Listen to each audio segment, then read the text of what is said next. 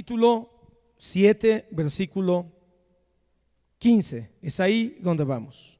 Ya hablamos de los dos caminos, de las dos puertas, y los dos caminos y las dos puertas tienen que ver con una decisión que tenemos que tomar, que va a dar como resultado nuestra salvación o nuestra destrucción. Entonces podemos decir que ahora el Señor Jesucristo, pon atención aquí, aquellos que han entendido el mensaje de las dos puertas y los dos caminos, y que se presume que deciden ir por el camino estrecho y por la puerta angosta, a ellos les da una advertencia. Y es esa advertencia la que el Señor Jesucristo asume, que aquellos que han entendido el mensaje de las dos puertas y los dos caminos, o dicho de otra manera, que han entendido entrar por una puerta y caminar el camino de la vida, a esto les dice: cuídense de los falsos profetas que vienen a ustedes vestidos de ovejas, pero por dentro son lobos rapaces. Por sus frutos los conocerán. ¿Acaso se recogen uvas de los espinos o higos de los cardos? Así, todo árbol bueno da frutos buenos, pero el árbol malo da frutos malos.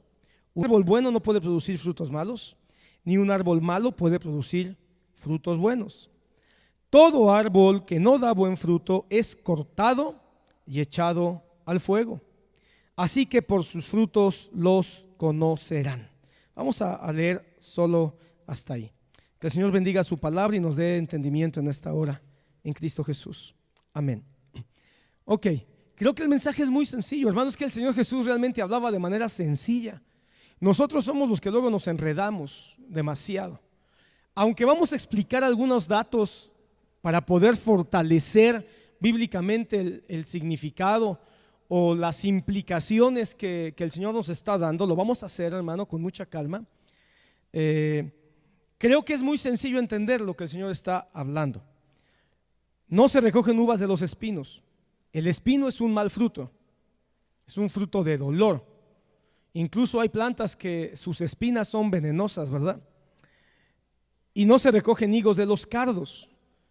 Entonces hacen la comparación. Las espinas es una clase de fruto y los higos y las uvas son otra clase de fruto. Uno es doloroso, uno trae perdición y no sirve para nada en términos prácticos. Y el otro, pues, tiene dulzura, tiene nutrientes y además es beneficioso para otros. Las uvas y los higos. Nos damos cuenta por el contexto que está hablando de personas. Así que por sus frutos los conocerán. Entonces, hermanos, si hay una manera primaria, aunque no absoluta, para conocer quién es quién entre los que se reúnen en la iglesia. Quizá te ayude esto. Recuerda, hermano, que hay una iglesia visible y hay una iglesia invisible. La iglesia visible es la que todo el mundo ve, que se identifica como cristiana. Es decir, es la iglesia nominal, es la iglesia de nombre. Pero la iglesia invisible es la que está dentro de la iglesia visible. Y la iglesia invisible, solo Dios la conoce de manera verdadera. Solo Dios sabe quiénes de todos los que nominacionalmente se identifican como cristianos en el mundo entero y en toda la historia. Solo Dios es el que sabe por su Espíritu quiénes son realmente la iglesia invisible, es decir, la iglesia que va a disfrutar del reino venidero. Podemos decir entonces que el reino de Dios está escondido. El reino verdadero está escondido dentro de lo que se alcanza a mirar como iglesia. ¿Por quién viene el Señor en su venida? Por la iglesia invisible. Eso, hermano, al final de los tiempos el Señor dice en otra parábola que estarán el campo, dice, donde el Señor sembró su trigo, pero también el enemigo sembrará cizaña. Y entonces dirán, quitaremos la cizaña. Y el Señor dijo, no, espérense al final de los tiempos. no sea que queriendo cortar la cizaña corten también el trigo, porque solo los ángeles saben quién es trigo y quién es cizaña. Entonces vendrá una gran cosecha. Esa gran cosecha, hermano, está directamente relacionado con el arrebatamiento, con el fin de los tiempos. Pero el arrebatamiento va a ser algo que el Señor va a hacer cuando venga a la final trompeta junto con sus ángeles. Él lo va a hacer porque Él sí sabe quién es. Entonces, hermanos, nos podemos incluso hasta sorprender de gente que pudiera estar incluso en la iglesia católica, quizá, pero que están allí, pero no están adorando ni a María ni a los santos, sino tienen un entendimiento muy claro de Jesús, de que Jesús es el Señor y de que solo por Jesús hay que llegar a la vida eterna. Pero están allí, todavía no se les alumbra algo más. El apóstol Pablo dice que solamente por el Espíritu de Dios podemos tener testimonio de que somos hijos de Dios, solo por el Espíritu de Dios. Entonces, hermano, creo que no debemos andar por la vida buscando certificar quién es cristiano y quién no, sino certificar que yo lo soy. Eso es lo primero. Sin embargo, el Señor sí nos dice, pero hay una manera primaria para que tú puedas discernir quién es y quién no, y de manera más directa para discernir quiénes son profetas de Dios y quiénes son falsos profetas. Y esos son los frutos. Cuando tú escuchas de que tenemos que dar fruto, que el Señor busca que demos fruto, porque eso dice Juan. El Evangelio de Juan dice que Él ha venido para que demos mucho fruto. Entonces, si el Señor viene buscando mucho fruto, ¿en qué piensas cuando se dice hay que dar fruto? ¿En qué piensas? Viene de Cristo. Viene de Cristo mismo. Cristo es el origen del amor. Vamos a ver más detalles de eso la próxima semana. Pero cuando nosotros leemos en la Biblia, viene de Cristo ese fruto a través del Espíritu Santo. ¿Qué te quiero hablar hoy? Vamos rápidamente a Efesios 5:9. A Efesios 5:9. Dice, versículo 9, desde el versículo 8. Porque antes ustedes eran tinieblas, pero ahora son luz en el Señor. Dice, pero ahora son luz del Señor. Anden como hijos de luz. Ese andar, ¿a qué te suena? Al camino. Entonces, hermano, somos luz y debemos andar como hijos de luz. Entonces habla de un actuar, de una conducta. ¿Habla de qué? De una forma. Habla de fruto. ¿Ok? Y aquí lo aclara. 9. Porque el fruto de la luz, la versión, si no me equivoco, la versión Reina Valera traduce, porque el fruto del Espíritu consiste en toda bondad, justicia y verdad. ¿En qué consiste? En toda bondad, justicia y verdad. Hermano, quiero que te des cuenta cómo este fruto de la luz, este fruto del Espíritu está directamente relacionado con lo que es el reino de los cielos, porque el reino de los cielos es justicia, paz y gozo. Hay una relación directa. Por lo tanto, el fruto del Espíritu, el fruto de la luz, es el fruto de los hijos del reino de los cielos. ¿Ok? Ahora, si el fruto del Espíritu o el fruto de la luz es bondad, justicia y verdad, obviamente esto está directamente relacionado con los frutos que menciona Gálatas. Entonces tenemos que entender que es el Espíritu Santo. ¿De acuerdo? Y hoy te quiero hablar de ese origen del fruto, de la fuente de ese fruto que Jesucristo envía y que es a través de su Espíritu Santo. Jesucristo murió y resucitó. Y cuando resucita, en esos días que estuvo con sus discípulos, ¿cuántos días fueron? 40 días. Esos 40 días que Jesús estuvo con sus discípulos enseñándoles, la palabra dice en el Evangelio de Juan que estando a punto ya de irse, el Señor Jesucristo sopló sobre de ellos y les dijo: reciban el Espíritu Santo. Y más adelante, antes de ascender, a los cielos, Jesucristo les dijo, Hechos capítulo 1, vayan ahora a Jerusalén y esperen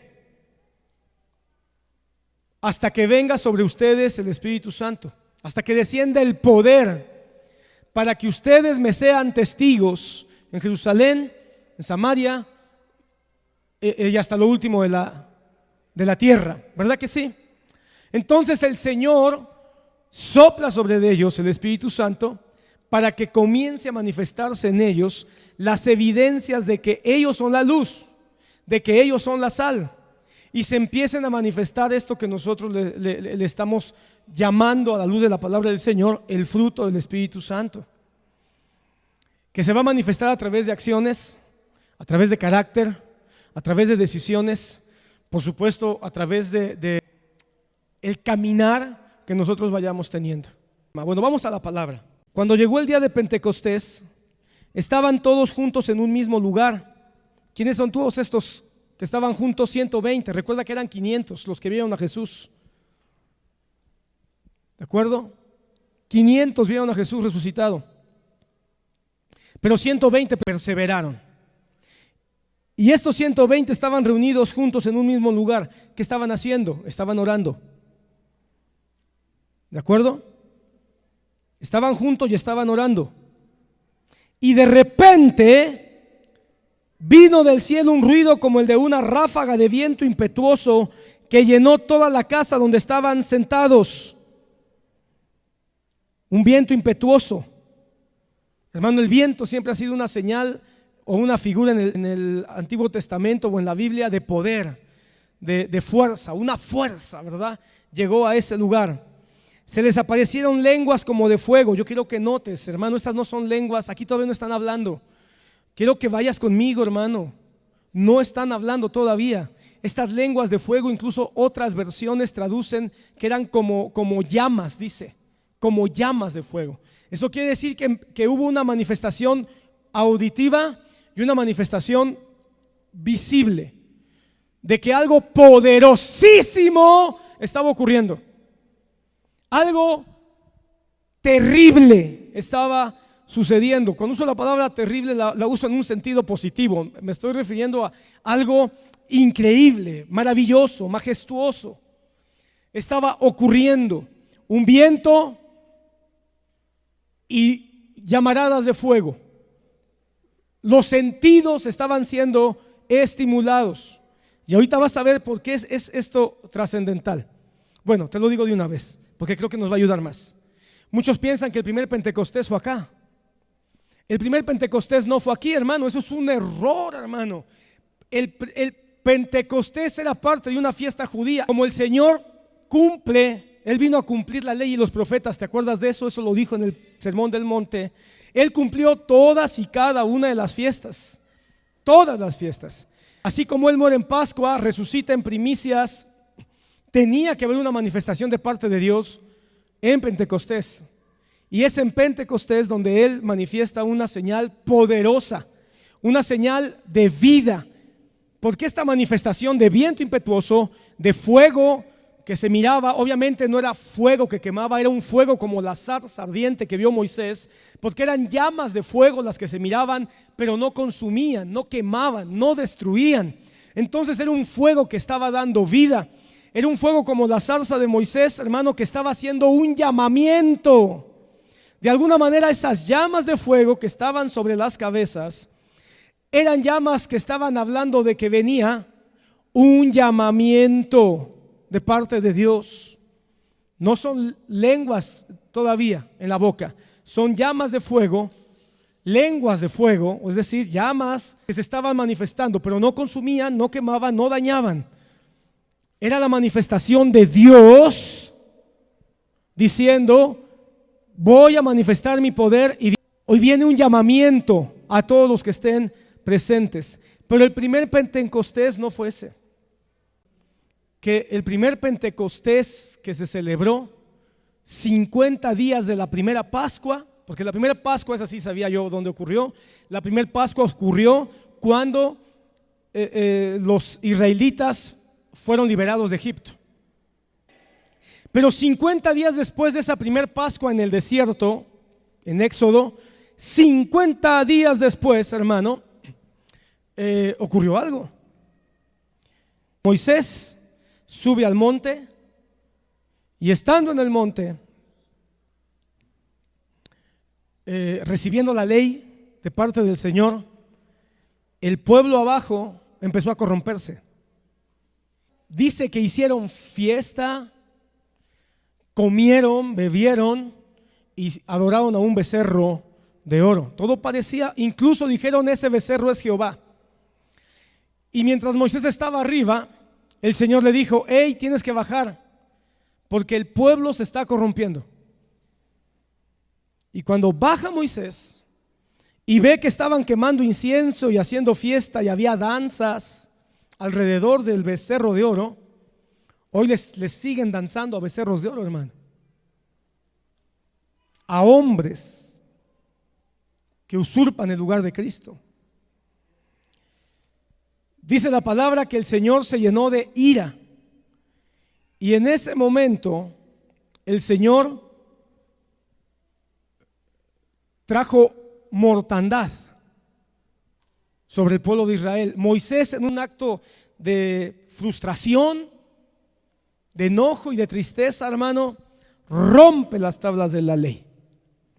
Ese fue el primer Pentecostés. Y el poder de Dios se manifestó como un viento terrible y trajo juicio donde murieron 3,000 hombres. No sin antes que Moisés dijera: hey, tomen una decisión. ¿Van a seguir hoy al que nos liberó de Egipto? ¿Al Dios de nuestros padres que nos liberó de Egipto con brazo fuerte? ¿O irán en pos de otros dioses adorando becerros de oro? Y los primeros, dice la palabra, que los primeros que siguieron a Moisés fueron los levitas y después otros. Y todos los que no se pusieron del lado de Moisés y de los levitas, vino juicio, se abrió la tierra y los tragó, hermano, y en ese día murieron 3,000 personas. Que tiene que ver con Hechos capítulo 2, que en este Pentecostés, hermano, de Hechos 2, hubo una manifestación poderosa, hubo una fuerza de parte de Dios que visitó a su iglesia que estaba naciendo, pero ya no fue para destrucción, sino que fue para salvación. Se les aparecieron lenguas como de fuego, se posaron sobre cada uno de ellos y todos fueron llenos. Quiero que, primer cosa que tenemos que notar, hermano, primer cosa que tenemos que notar, no dice que fueron bautizados. Por favor, hermano, las palabras son importantes en la Biblia.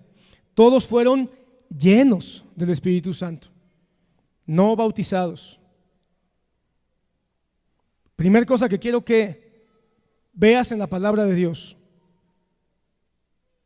Hermano amado, no dice ahí bautizar. Dice que fueron llenos del Espíritu Santo. Esta expresión o esta manifestación aparece otras 2 veces en el libro de los Hechos y en ninguna de las 3 dice bautizo. Esta manifestación de hablar lenguas aparece otra vez en Hechos capítulo 10 y aparece otra vez en el capítulo 19, pero en ninguna de las 3, tú lo puedes verificar, dice bautismo en Espíritu Santo. La llenura del Espíritu Santo es lo que nos da la manifestación de los dones, pero no el bautismo. En ninguno, tú chécalo, en ninguno de los 3 pasajes habla de bautismo, habla de llenura. Fueron llenos del Espíritu Santo y comenzaron a hablar en otras lenguas, según el Espíritu daba habilidad para expresarse. ¿Quién daba la habilidad para hablar en lenguas? El Espíritu. Toma nota. El Espíritu es el que da habilidad para hablar en otras lenguas, como una manifestación de su llenura. ¿Deben hablar todos los cristianos lenguas? Esa es una pregunta que puede estar. ¿Deben hablar lenguas todos los cristianos, como el pentecostalismo enseña? ¿Cómo lo sabemos que no? Porque 1 Corintios capítulo 12 dice, al final del capítulo dice, ¿son todos estos apóstoles? Es una pregunta retórica y la respuesta es no. ¿Son todos profetas? No. ¿Todos hacen milagros? No. ¿Hablan todos lenguas? La respuesta lógica según la línea de pensamiento que está llevando Pablo es no. ¿Por qué nos han querido imponer el pensamiento de que todos los cristianos deberían hablar lenguas? En este momento, ¿todos hablaron lenguas? Sí. ¿Por qué? Porque era el arranque de una etapa gloriosa para predicar el evangelio. Y tenía que haber, hermano, una explosión. Escucha lo que te voy a decir. Nunca en la historia volverá a haber una manifestación tan poderosa del Espíritu Santo como fue en ese día de Pentecostés en el primer año de la iglesia primitiva. Eso no significa que no va a haber manifestaciones del Espíritu o que no las haya habido, pero era necesario, era como un gatillazo, era como un golpe de salida para la iglesia. Pero después de este pasaje no vas a encontrar, hermano, evidencias de que todos los cristianos que se fueron convirtiendo a lo largo, el propio capítulo 2 nos lo dice. 120 hablaron lenguas. Ahí vamos a avanzar. Pero te vas a dar cuenta que en ese día se convirtieron 3,000 personas. ¿Qué te parece? En el primer Pentecostés en Éxodo se mueren 3,000. Y en el Pentecostés, donde arranca la iglesia primitiva, entregan su vida a Cristo 3,000. En el primer Pentecostés hubo juicio, estruendo, poder para traer juicio a 3,000 personas. Y en el Pentecostés de la nueva era del nuevo pacto, 3,000 personas son salvadas de la muerte. ¿El poder de Dios entonces es para muerte o es para vida? Pero de esas 3,000 personas que tú vas a encontrar al final del capítulo 2 que entregan su vida a Cristo, ninguno dice que haya hablado lenguas. Porque el don del Espíritu Santo, igual que todos los dones, son dones para la iglesia, pero los reparte el Espíritu Santo como Él quiere, cuando Él quiere y a quien Él quiere. No son propiedad exclusiva.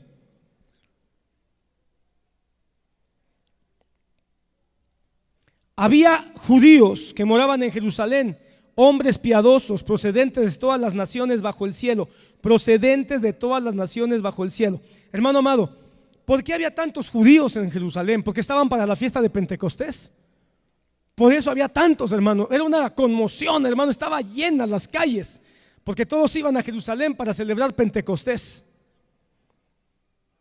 Era por eso importante que en ese día se manifestara, porque fue la fecha que Dios aprovechó, que Él mismo instituyó, hermano, para que hubiera una gran reunión de personas dispuestas para el plan que Él tenía. Interesante, hermano, que el Pentecostés de Éxodo trajo división, porque el Señor dijo, ok, a ver, mientras que el Pentecostés de la iglesia primitiva trajo unidad a través de su manifestación gloriosa. ¿Estás aquí? Dice entonces, al ocurrir este estruendo, la multitud se juntó, ya ves, unidad, y estaban desconcertados, porque cada uno los oía hablar en su propia lengua. Aquí entonces sí ya empezó a haber una manifestación donde todos los que estaban ahí reunidos, hermanos, comenzaron a hablar lenguas, empezaron a hablar otros idiomas. La raíz griega, hermano, que se traduce ahí, hermano, es idiomas. Lengua sí, pero se puede traducir como idiomas. Ellos estaban escuchando, estaban asombrados y se maravillaban. Quiero que notes, estaban asombrados y se maravillaban diciendo, miren, no son galileos todos estos que están hablando. Esta expresión, ¿qué significa, hermano? Eran galileos. Decir galileos era como decir, oye, ¿qué no son todos estos una bola de ignorantes? ¿Qué no son todos estos mexicanos? Algo así. ¿Qué no son todos estos gente sin cultura, gente sin estudios, gente sin educación? ¿De dónde aprendieron tantos idiomas? ¿Y de dónde aprendieron a hablar con tanta belleza? Porque dice que hablaban las maravillas de Dios, hermano. Quiero que notes que ellos estaban hablando. Primer cosa. Segundo, ¿qué estaban hablando? Las maravillas de Dios, hermano. Las maravillas de Dios, ¿cuáles son? Todas las que están expresadas en su palabra. Seguramente estaban citando el Antiguo Testamento, seguramente estaban citando salmos que hablan de la grandeza del Señor. ¿Cómo es que cada uno de nosotros les oímos hablar en nuestra lengua en que hemos nacido? Partos, medas, elamitas, etcétera. Se menciona ahí todas las nacionalidades. Versículo 11. Cretenses y árabes les oímos hablar en nuestros propios idiomas. Quiero que notes, les oímos hablar en nuestros propios idiomas de las maravillas de Dios. Aquí está otro don: interpretación de lenguas. No nada más estaban hablando lenguas, sino estaban interpretando. Entonces el don del Espíritu Santo no era nada más la capacidad de hablar, sino era la capacidad de entender. Otra cosa interesante que tenemos que anotar: poco se enseña acerca del entender. Y ahí había 120 personas hablando en idiomas diferentes, pero todos los idiomas estaban siendo entendidos. Cuando el Espíritu Santo se manifiesta, no hay confusión. Cuando el Espíritu Santo se manifiesta, no hay desorden. Aquí tú ves un orden claro. No era viento y fuego para destrucción, era fuego y viento para llamamiento, para unidad. Y en ese viento y fuego para unidad comienzan a hablar en lenguas, 120, solo 120. Y 3000 empiezan a entender. ¿No es eso orden? 120 hablando y 3000 entendiendo. Ese es otro don que el Espíritu Santo menciona en Corintios: interpretación de lenguas. Estaban entendiendo, y mira cómo se expresan. Todos estaban asombrados y perplejos, diciéndose unos a otros: ¿qué quiere decir esto? En otras palabras, ¿cómo es que ellos están hablando y cómo es que yo les estoy entendiendo? Hermano, ahí ha habido un debate, porque unos dicen: a ver, ¿el don fue que ellos estaban hablando y ellos entendían por el Espíritu Santo? ¿O el don fue que ellos estaban hablando y ellos estaban entendiendo su propio idioma? Como haya sido, hermano, había un orden. Uno hablaba y el otro entendía. ¿Y qué estaban hablando? Cosas que los estaban dejando asombrados, cosas que los estaban dejando perplejos. Eso dice la palabra. Cosas que estaba provocando que ellos comenzaran a ser sensibilizados en sus corazones por tantas cosas hermosas que se estaban diciendo acerca de Dios. Pero otros se burlaban y decían: están borrachos. Siempre va a haber detractores en la iglesia. Siempre va a haber enemigos en la iglesia. Siempre va a haber quien va a tratar de desestimar lo que ocurre dentro del pueblo de Dios, todo lo que Dios está haciendo dentro del pueblo de Dios. Pero estos eran los menos, hermano, seguramente. Aunque a veces los menos son los que hacen grandes bolas, ¿verdad? Grandes líos dentro de las congregaciones. Trataron de desestimar a los que hablaban y trataron de desestimar a los que entendían. Pero en el proceso, ¿sabes qué es lo que estaban atacando? La palabra de Dios. Porque no estaban llamándoles borrachos, pues que estuvieran como loquitos, hermano. Yo no creo eso. Un borracho no se le entiende, hermano. Un borracho balbucea, ¿verdad que sí? Pero a estos los estaban entendiendo perfectamente. Maravillas de Dios, eso estaban hablando. No estaban balbuceando de manera extraña, no. Se les entendía, tanto que unos ya estaban comenzando a llorar, otros sentían emoción, se les ponía la carne de gallina. Pero los detractores, queriendo atacar la palabra de Dios, decían: están borrachos. Ellos estaban orando sentados. Eso dice la Biblia, estaban sentados. No estaban botándose unos a otros. Sentados orando, vino ese poder maravilloso. Hablaron lenguas y los otros entendían. Pero los detractores trataban de desestimar ¿qué? La palabra de Dios. Entonces Pedro, poniéndose en pie, eso nos confirma que estaban sentados. Todos estaban sentaditos, así como tú ahorita. sentaditos. ¿De dónde sacamos que en el Pentecostés estaban botados, tirados, pegándose unos a otros? ¿De dónde? ¿Sabes de dónde? De la frase de los detractores: estos son borrachos. Y terminamos dándole más peso a lo que decían los detractores que a todo lo que nos dice el contexto. Estaban sentados, estaban orando, hubo un viento, hubo fuego, comenzaron a hablar en lenguas de manera natural, y todos los que fueron atraídos por el viento y por el fuego escucharon los idiomas en los que estaban hablando las maravillas de Dios. Entonces Pedro, poniéndose en pie, eso me da a notar que todos los demás guardaron silencio para que la voz de Pedro se escuchara. Pedro el cobarde, Pedro el miedoso, Pedro el que negó a Jesús, Pedro el que dijo majaderías para que no lo relacionaran con Cristo, Pedro el que tuvo vergüenza y se fue a pescar cuando Cristo resucitó, Cristo el que le dio vergüenza decirle que lo amaba y se quería comprometer porque él sabía que había fallado. Ese Pedro ahora se levanta, se puso de pie con valentía. Eso es lo que hace el Espíritu Santo. Aquí comenzamos a ver, hermano, o continuamos viendo el fruto del Espíritu Santo. Quiero que notes, hermano, pon atención en esto, si a alguien ya se le olvidó: bondad, justicia y verdad. Es lo que quiero que notes: bondad, justicia y verdad. Todo lo que va a pasar en este pasaje, hermano, vas a ver bondad, justicia y verdad en todo. Se pone de pie de manera valiente y habla a esa multitud, 3,000 personas, hermano, y les dice en alta voz. Bueno, antes quiero leer: poniéndose en pie con los 11 apóstoles. Quiere decir que se pusieron en pie los 11. Los 11 se levantaron como diciendo: nosotros tenemos la delegación de parte de Cristo.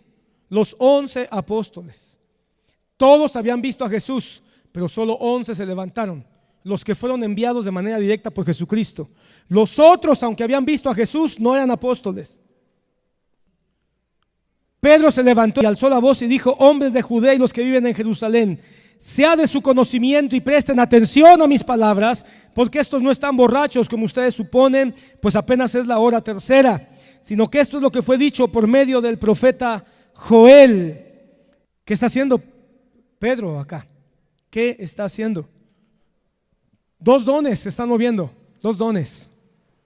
El primero es fe, porque él se está moviendo con valentía desbordante. Él se está moviendo con una seguridad de parte de Dios, y eso es lo que produce el don de fe. Y el segundo don que comienza a moverse, y es el que se mueve con mayor permanencia en todo el capítulo 2, es el don de profecía. Él comenzó a tener don de profecía. Yo quiero que notes que no está en éxtasis, está muy consciente. Y él dice: queridos amigos, no, aquí nadie está borracho. Aquí nadie está en una situación de descontrol. Estamos muy claros y conscientes del momento que estamos viviendo, y lo que está sucediendo es lo que ya se dijo en la palabra de Dios. Está comenzando a predicar. Él no está diciendo: así dice el Señor. Él no está alardeando. Es más, se pone de pie y abre la Biblia, porque el centro y el cuerpo de toda su predicación va a ser la lectura o la cita de la Biblia. No, esto es lo que está escrito en el profeta Joel. ¿De acuerdo? ¿Qué está haciendo Pedro? Está profetizando. Pedro estaba profetizando y Pedro estaba desarrollando un don de fe, y con valentía va a la Biblia.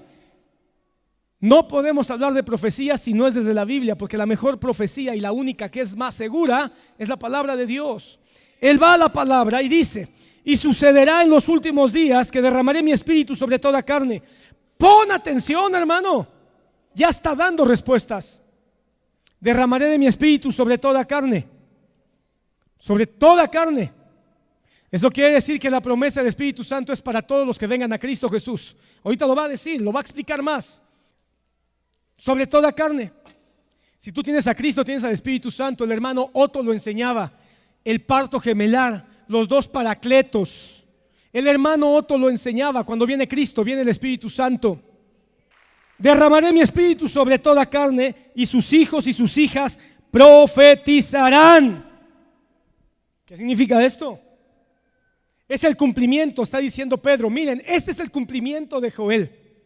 Y lo que ustedes están viendo, por lo cual estos 120 están hablando en lenguas las maravillas de Dios, es por una razón, porque todos hemos sido llamados a predicar el evangelio, porque todos hemos sido llamados a predicar el reino de Dios, porque todos hemos sido llamados a ser emisarios, embajadores, mensajeros del reino de Dios. Si tú eres hijo y tú eres hija, Dios te ha llamado a profetizar con tu vida, con tu carácter, cuando perdonas, cuando decides posponer la venganza y ayudar a tu enemigo, cuando lo abrazas al que está necesitado y cuando le dices ven a Cristo porque Él tiene perdón para tus pecados. Ahí estás profetizando, porque estás dando el mensaje de Dios. Los jóvenes verán visiones. ¡Jóvenes! Hay un llamado a la juventud. El Espíritu Santo quiere usar a los jóvenes para que tengan visión. ¿Y esa visión cuál es? No tener solo un buen trabajo, un buen empleo, una buena carrera, una buena casa, una buena esposa, un buen esposo. Que tengan la visión de que Cristo sea glorificado en sus vidas. Los ancianos soñarán sueños. Si hay algo que pasa conforme la edad va avanzando, dicen los especialistas, es que los ancianos ya no recuerdan los sueños. Los ancianos soñarán sueños, es decir, tendrán nueva fuerza, tendrán nuevo vigor, tendrán nueva motivación. ¿Cuál será la motivación? ¿Por qué dice que los ancianos soñarán sueños? Porque el que no tiene a Cristo, hermano, ya no tiene esperanza de vida. ¿Cuál es el sueño de un anciano? Ya no tiene sueños, ya dice, ya me voy a morir, ya mejor, ya no puedo trabajar, ya no puedo hacer, ya no soy tan productivo, ya mejor que se acabe todo. Pero viene un anciano a Cristo Jesús y en el cumplimiento de la profecía, el Mesías le da nuevo vigor. Porque el anciano ahora se convierte en un predicador, se convierte en un profeta para sus hijos, para sus nietos, para sus generaciones. Y aún sobre mis siervos y sobre mis siervas derramaré de mi espíritu en esos días. Entonces, hermano, el Espíritu Santo es para toda la iglesia. Decir que las lenguas es la señal del Espíritu Santo, hermano, es reducir al Espíritu Santo a una cosa tan pequeña de todo lo grandioso que Él es. Y lo más grande que el Espíritu Santo busca, por cierto, es fruto, no dones. Bondad, justicia y verdad. Y eso está hablando, Pedro está hablando de la justicia que es a través de Cristo. Y les está hablando la verdad única y absoluta que es la que fluye de la palabra de Dios. Entonces te das cuenta, el fruto es bondad, amar, aceptar, bendecir a los demás. Justicia es dejar en claro que solamente hay salvación y vida eterna a través del que murió en la cruz y resucitó de entre los muertos. Y verdad es tener la palabra de Dios y tener convicciones firmes basados en ella. Que Dios levante una iglesia, hermano, llena de bondad, que ame a su prójimo, que bendiga a su prójimo, que se preocupe de hacer obras que bendigan la vida de los demás. Que Dios levante una obra con justicia, que Cristo sea su centro, que el sacrificio sea su centro, que predique la locura de la cruz, poniendo al Señor en el centro de su todo. Y que el Señor levante una iglesia de verdad o con verdad, que defienda hasta con su propia vida, si es necesario, las verdades que fluyen de la palabra de Dios. Aunque tenga que ir contra la cultura, aunque tenga que ir contra las ideologías, aunque tenga que ir contra las políticas. Pedro estaba haciendo todo esto. Y mostraré prodigios arriba en el cielo y señales abajo en la tierra, sangre, fuego y columna de humo. Yo quiero que notes, aquí están otros dones. ¿Por qué hemos reducido Hechos 2 solo a lenguas? Es que solo hubo lenguas, ¿no es cierto? Ya vimos, hubo lenguas, interpretación de lenguas, profecía, fe. Y ahora Pedro dice que con la manifestación de su espíritu vienen señales. ¿Cuáles señales? Sanidades y milagros. El Espíritu Santo no está reducido a una cosa, vienen sanidades y milagros y las vamos a ver, hermano. Conforme tú avanzas en el libro de los Hechos, vas a comenzar a ver sanidades, cojos que caminan, muertos que resucitan. Vas a empezar a ver señales y prodigios, porque eso va acompañando a la iglesia de todos los tiempos. ¿Por qué a lo largo de la historia las señales y los prodigios han disminuido? Eso es una realidad. Y una respuesta, una posible respuesta es que en el tiempo de la iglesia primitiva, hermano, no había ningún antecedente de Cristo. No había sobre todo en el pueblo gentil. Los gentiles no habían escuchado nada acerca de un Mesías. Así que era más necesaria una manifestación muy poderosa, muy grande de señales y prodigios para certificar que el mensaje que se estaba dando venía de Dios. A lo largo de la historia, hermano, el conocimiento de Cristo ha crecido a lo largo del mundo. Ahora, hermano, ya no es tan necesario. Sin embargo, eso no significa que el Señor ha dejado de hacer señales y prodigios. Eso no significa que el Señor haya dejado de hacer sanidades o haya dejado de producir milagros. La Biblia dice: estas señales seguirán a los que creen. Y yo me planto en ese versículo. Las señales nos van a seguir a nosotros, no nosotros a las señales. Qué triste que hay una iglesia que va detrás de las señales. Lee el libro de los Hechos. Las señales no eran el centro. Las señales venían detrás de los apóstoles. El sol se convertirá en tinieblas, la luna en sangre, antes de que venga el día grande y glorioso del Señor, y sucederá que todo aquel que invoque el nombre del Señor será salvo. El evangelio que Pedro va a predicar ahora, que está predicando, es un evangelio que habla de la manifestación del Mesías, la salvación por el Mesías, pero también la segunda venida del Mesías. La profecía verdadera habla de la venida de Cristo. Está firme. Te dije yo que íbamos a encontrar bondad, justicia y verdad. Está hablando una verdad que muchos niegan ahora, la segunda venida de Cristo. Esto es una verdad, hermano, que todavía no se cumple, pero si el Señor cumplió ya lo más difícil, digo yo, que era venir a encarnarse como un hombre cualquiera y subir a la cruz y morir como un delincuente, eso sí era difícil, y ya lo hizo, y lo hizo con amor y lo hizo con gozo. ¿Cómo no va a venir a reinar, hermano? ¿Cómo no va a venir desde los cielos a poner su pie, hermano, y tomar autoridad y gobierno de todo el mundo? ¿Cómo no va a venir, hermano, si lo más difícil ya lo hizo? Si ya vino, hermano, al sacrificio, que no venga a la fiesta. Aleluya.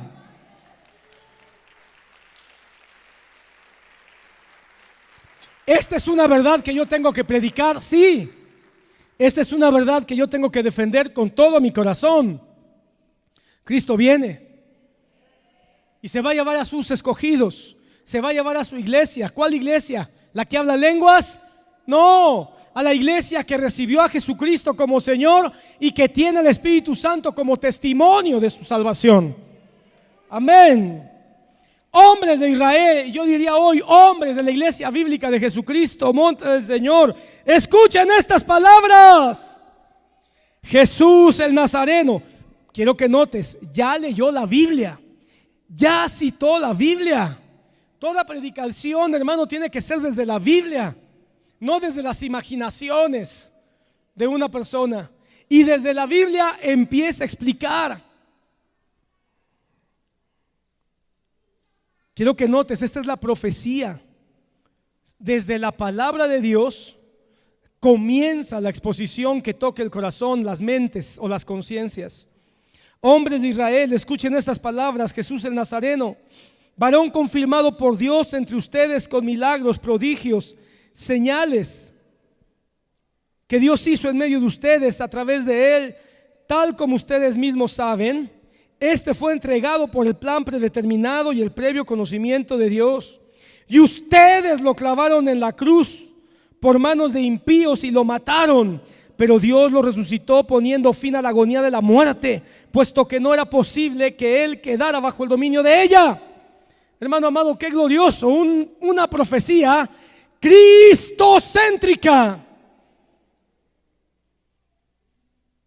El día que yo deje de predicar a Cristo, ese día sí vete.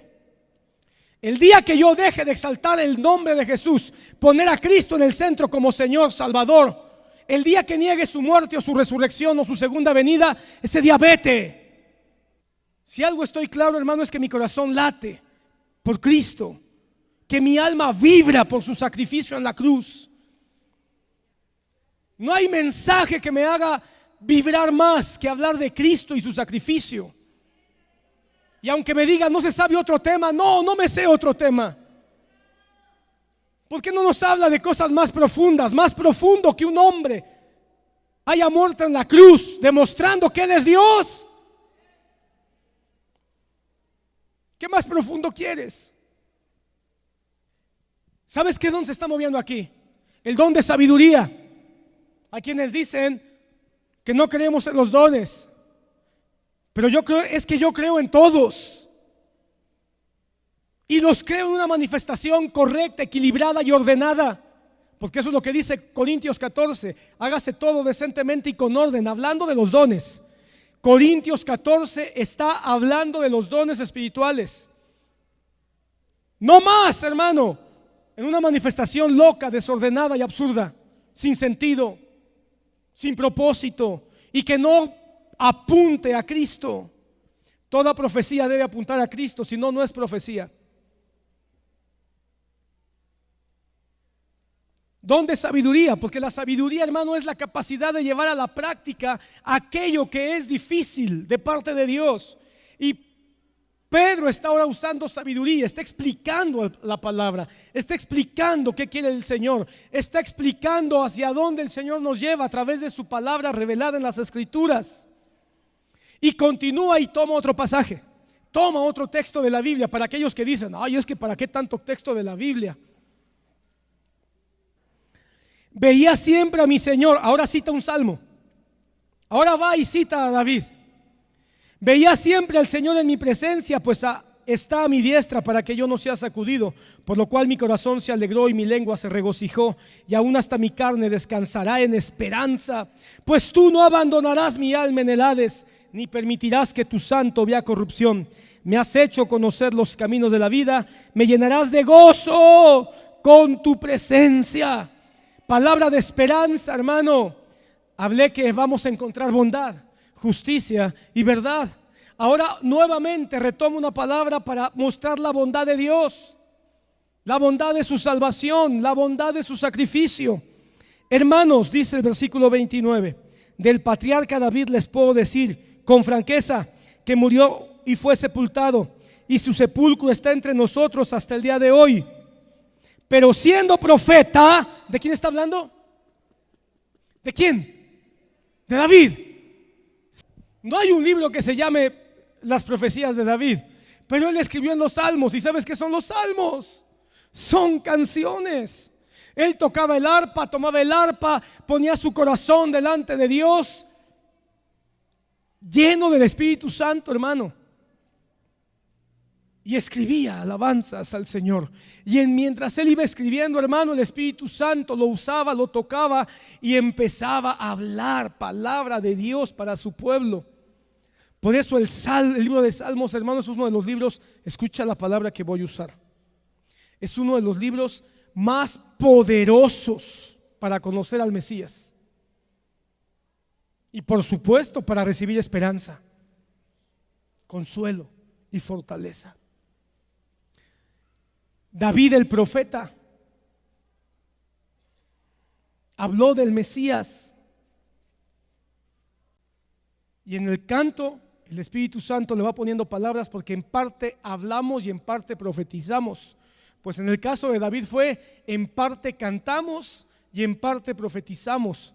Por eso los salmos están en la Biblia, porque son mensajes para la iglesia. Ahora, dice más: siendo profeta y sabiendo que Dios le había jurado sentar a uno de sus descendientes en su trono, miró hacia el futuro y habló de la resurrección de Cristo. Hermano, esto es sabiduría, hermano. Esto es un don de sabiduría en toda su expresión, porque Pedro está comenzando a mostrarnos cómo David vio al Mesías Y no cualquier parte del Mesías, vio la resurrección. Porque cuando escribe que no fue abandonado en el Hades, ni su carne sufrió corrupción, este Jesús resucitó Dios, de lo cual todos somos testigos. Así que exaltado a la diestra de Dios y habiendo recibido del Padre la promesa del Espíritu Santo, ha derramado esto que ustedes ven y oyen. Porque David no ascendió a los cielos, pero él mismo dijo el Señor a mi Señor, siéntate a mi diestra hasta que ponga a todos tus enemigos por estrado de tus pies. Hey, atención, ya voy terminando. Quiero que notes.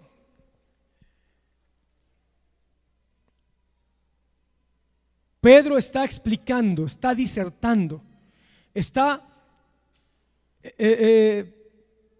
interpretando lo que escribió Joel y lo que escribió David.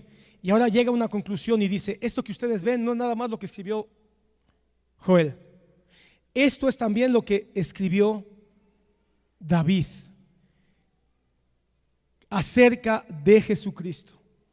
Lo que está diciendo de alguna manera es: esta manifestación de gloria que ustedes ven en estos 120 es lo que está provocando el Espíritu Santo por haber entregado nuestra vida a Cristo Jesús, por haber creído en Él como el Hijo de Dios y por haber creído y haber sido testigos, en el caso de ellos, de su resurrección.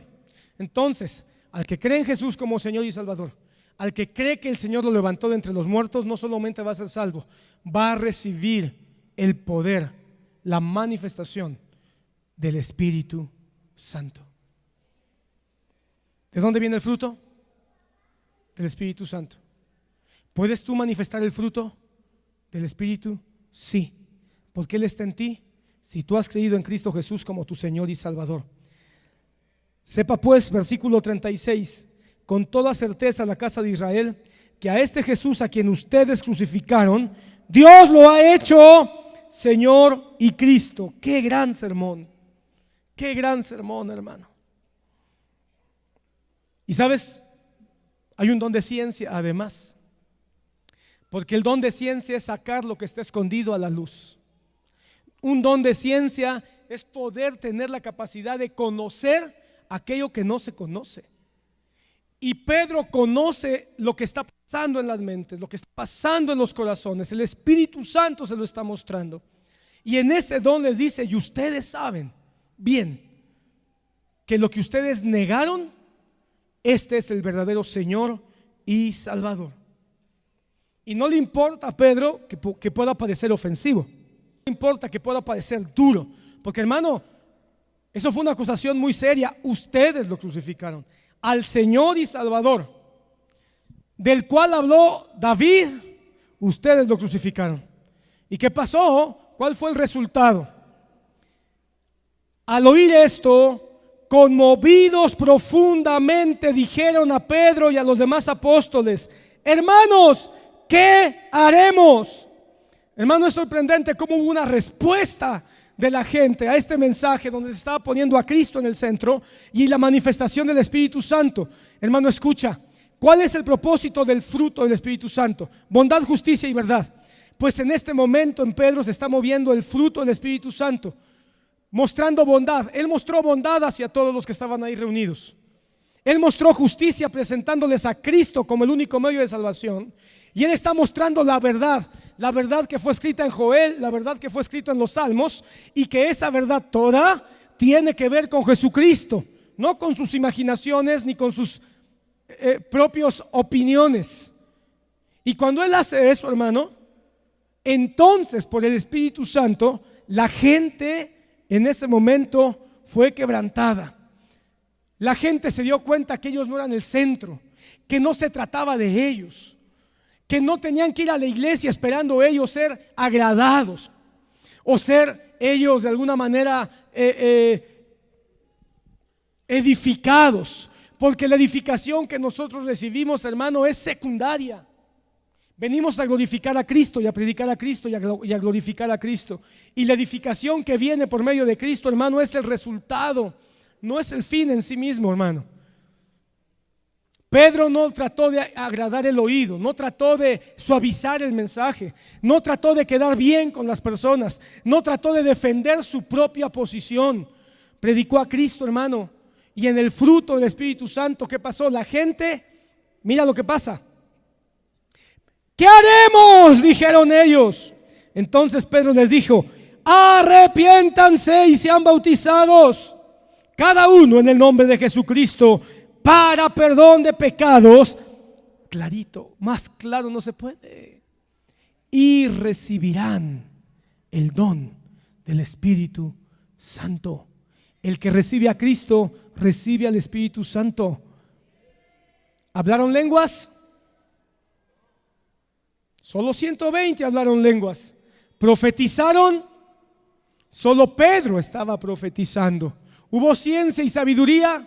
Solo Pedro la estaba demostrando. ¿Hubo señales y milagros? No, hermano. Pero sí hubo fruto del Espíritu Santo. Cuando ellos recibieron la bondad de Dios, aceptaron la justicia del sacrificio en la cruz y sellaron su vida con la verdad de la palabra de Dios. Aceptaron esa verdad. ¿Cuál verdad? Soy pecador. ¿Cuál verdad? Voy al infierno. ¿Cuál verdad? Si no acepto a Jesús como Señor y Salvador, estoy perdido. ¿Cuál verdad? Necesito arrepentirme y reconocerlo. Hoy, no hay otro día. Hoy, porque la promesa es para ustedes y para sus hijos y para todos los que están lejos, para tantos como nuestro Señor llame. Y Pedro, con muchas otras palabras, testificaba solemnemente y les decía: sean salvos de esta perversa generación. Jóvenes, avergüencen a su generación y sean salvos. Entonces los que habían recibido su palabra fueron bautizados, y se añadieron en aquel día como 3,000 almas. El primer Pentecostés en el Éxodo llevó a la muerte a 3,000 almas. Ahora el Pentecostés en el primer año de la iglesia lleva a la vida eterna a 3,000 almas. ¿Y qué pasó? Y se dedicaban continuamente a las enseñanzas de los apóstoles, a la comunión, al partimiento del pan, que está relacionado con la Santa Cena, y a la oración. ¿Cuántos? 3,000. Dos cosas quiero dejar claro hoy. Número uno, la Iglesia Bíblica de Jesucristo creemos en el Espíritu Santo, en sus dones, todos vigentes, pero que tenemos que ver que se manifiesten con cuidado y con reserva, porque muchos han abusado de lo que no es el Espíritu Santo, llamando que es el Espíritu Santo. Y dos, tenemos a la palabra por centro y a Jesucristo nuestro Señor y Salvador como el único que merece la gloria. La Iglesia Bíblica de Jesucristo debe avanzar hacia la oración, a la doctrina de los apóstoles. Y no son los apóstoles modernos que se andan levantando por todos lados. Cuando Lucas escribe Hechos y dice se dedicaban continuamente a la doctrina de los apóstoles, se está refiriendo a los apóstoles del Cordero, los que escribieron el Nuevo Testamento, señoras y señores. Él no está pensando en los que iban a venir en el futuro, está pensando en los que escribieron por inspiración del Espíritu Santo. Debemos darle peso a la Santa Cena. Si el culto es importante, cuando nos reunamos a partir el pan, debemos venir con un corazón más preparado, con una disposición mayor, incluso llegar más temprano, porque la mesa del Señor es un encuentro que tenemos con la bendición de Dios. No es un encuentro literal ni físico, pero sí con su bendición. A la comunión unos con otros para edificarnos con la palabra.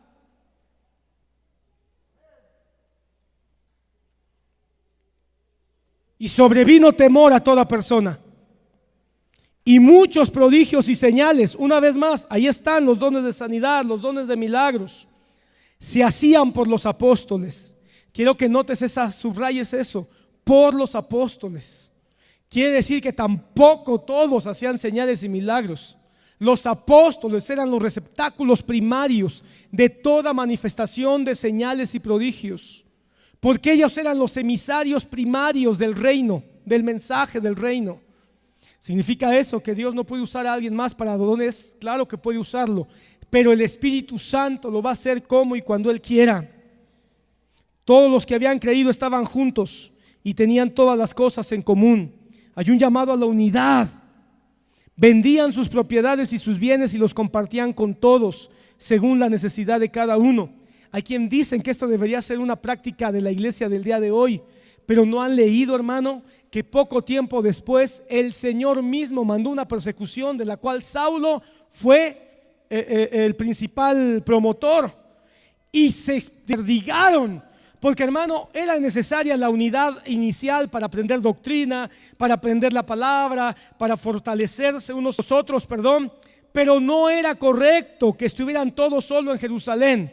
Así que el Señor los empezó a dispersar. ¿Para qué? Para que se cumpliera una cosa: y me seréis testigos en Jerusalén, en Judea, en Samaria y hasta lo último de la tierra. ¿Debemos tener todas las cosas en común hoy? Sí. Todo lo que se refiere a la fe, todo lo que se refiere a la palabra, todo lo que se refiere, hermano, a la esperanza en Cristo Jesús. Y las cosas en común materiales también pudiéramos tenerlas, hermano, para un fin único: la predicación del reino de los cielos. Día tras día continuaban en el templo y partiendo el pan en los hogares, día a día, no solo los domingos. Hermano, no cambiemos el sábado por el domingo. Por eso, hermano, todos los días que podamos, reunámonos. Comían juntos con alegría y sencillez de corazón, alabando a Dios y hallando el favor con todo el pueblo. Y el Señor añadía cada día al número de ellos los que iban siendo salvos. ¿Quién añade? El Señor. Nadie puede salvar. Mira, hermano, cuando Pedro predicó y 3,000 personas entregaron su vida a Cristo, no había 3,000, había muchísimos más, estoy seguro, muchísimos más. Pero 3,000 entregaron su vida. Yo creo que hasta Pedro se quedó sorprendido. ¿Qué pasó? ¿Qué pasó? Fue el Señor quien lo hizo. No dijo Pedro, después salió: qué gran campaña, qué gran mensaje me aventé. Se convirtieron 3,000 con mi mensaje. No, fue el Espíritu Santo que convirtió a 3,000 personas, porque es el Espíritu Santo, es Cristo Jesús, el Evangelio de Cristo, el que nos lleva a Él. Y el Señor añadía cada día los que iban siendo salvos. Ok, termino. ¿Viste el fruto aquí? Todos los dones que te demostré que están solo en el capítulo 2, están todos los dones de Corintios, capítulo 12. Lenguas, interpretación de lenguas, profecía, fe, ciencia, sabiduría, discernimiento de espíritus, sanidades y milagros. Todo solo en un capítulo, que el pentecostalismo nos ha querido vender la idea que solo hubo lenguas. Pero ¿para qué sirvieron todos estos dones que se manifestaron en Hechos 2? Para una sola cosa: para que el fruto del Espíritu se manifestara. Y el fruto del Espíritu es mostrarnos a Jesús a través de su palabra. Ningún don del Espíritu puedo decir yo que es del Señor, a menos que apunte a Cristo y a su palabra. Ninguno. Por eso, hermano, yo creo en los dones, pero soy muy sospechoso, pero soy muy escéptico con cualquier manifestación de don. Cuando apunta al hombre, le quitas la gloria a Dios. Nada más sirve para llenarle el ego a un predicador, o solo sirve para que la gente diga: recibí un don de parte de Dios, y después vaya y siga siendo la misma persona y siga pecando, y no hay un encuentro con Cristo ni una aceptación de que la palabra del Señor debe de cambiar nuestras vidas. Yo voy a dudar mucho de esos dones. Creo en los dones del Espíritu, creo, y en todos, y no nada más en los de Corintios 12, también en los de Romanos capítulo ¿qué? 6 y Efesios capítulo 5, y en todos los demás que tal vez no vemos en la palabra de Dios, pero que el Espíritu Santo es capaz de dar.